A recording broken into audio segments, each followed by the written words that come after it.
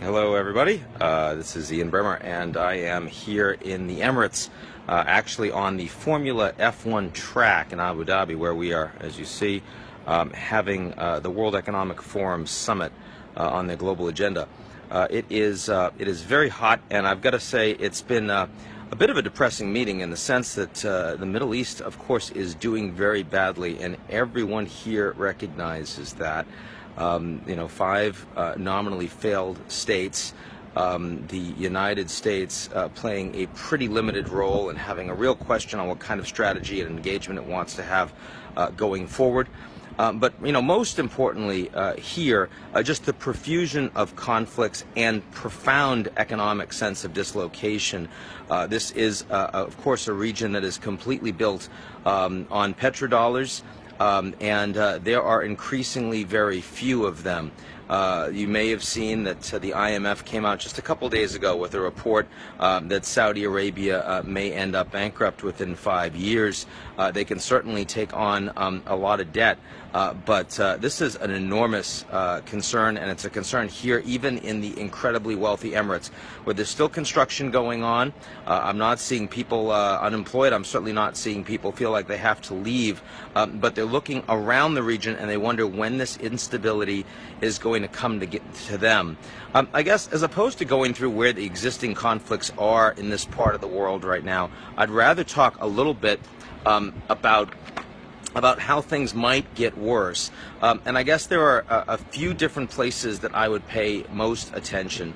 The first is that the likelihood that we're going to see greater conflict in Syria, at least over the next few months, and that more refugees are going to come, which will destabilize other countries in this region, is almost a certainty.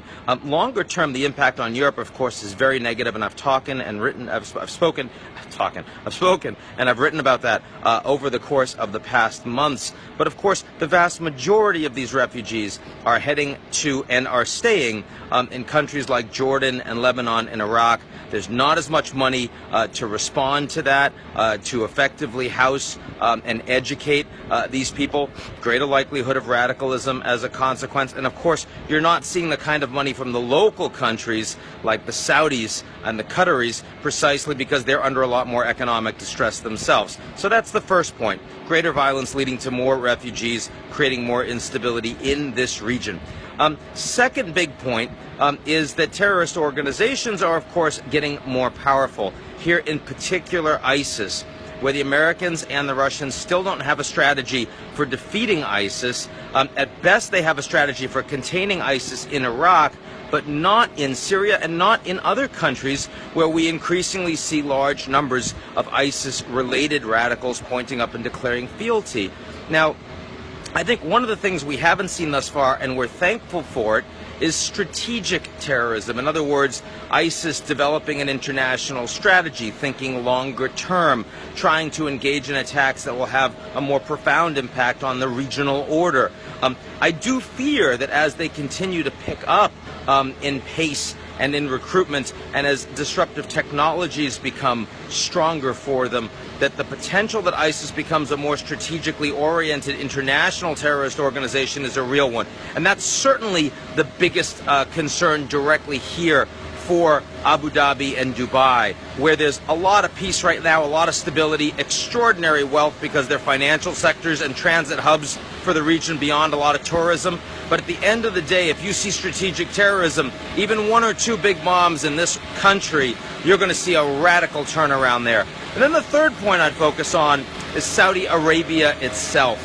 And here the question is, for how long can they actually maintain a stable Saudi kingdom? There's very little legitimacy in that kingdom aside from the fact that they have an enormous amount of money. There's not a lot of productivity in the economy, not a lot they do outside of petroleum and petrochem. Men don't play a big role in terms of productive labor. Women are very educated, but they don't tend to have jobs when they leave. And the reform process in Saudi Arabia, critical for them over the long term, is just not happening right now. They're focused on security, they're focused on Yemen, on Iraq, on Saudi Arabia itself, and on their increasing isolation in the region. So as I think about, what countries...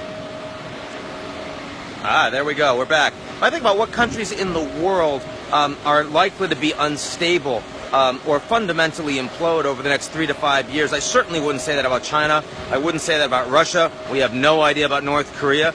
Saudi Arabia is the one major economy in the world where you could really see a profound threat in the near to medium term to the very substance of the regime itself. Certainly if you're sitting here in Abu Dhabi or in the Emirates and you're looking across the region, you're looking to the Gulf, that is a profound concern. So that's a little bit from me from the Middle East. As I said, it's pretty hot. I'm keeping my blazer off. Not a surprise probably to any of you.